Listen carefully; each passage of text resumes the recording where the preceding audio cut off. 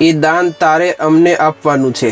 તારીખ 14/1/2008 મુંબઈ। અમેરિકામાં રહીને અભ્યાસ કરતા એક યુવાનનો ફોન આવ્યો।